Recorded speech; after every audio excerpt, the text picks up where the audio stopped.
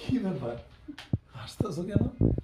আরে আর বললো না, ওই যে আমার মানে বিয়ের আগে তো আমার একটা ছেলে পছন্দ করতো।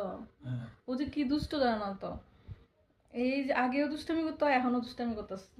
এখন ওর কথা শুনে আমি হাসতেছি কি যে আর কি যে এটা আসলে তোমার কি কম, আমারও একটা মানে ইয়ে আছে আর কি, মানে স্কুল লাইফে না, সরি কলেজ লাইফে তাই আমারও নাকি? সুপ্রিয়া নামে একটা বান্ধবী আছে, এই একটা সেম মনে করো, খুব কথাবার্তা খুব মানে খুব জলি মাইন্ডেড, আমার যে কি ভালো লাগতো, তাই নাকি? মানে খুব আমরা মানে বন্ধুত্ব, আমরা মানে ভালো বন্ধুত্ব ছিলাম, বুঝছো না?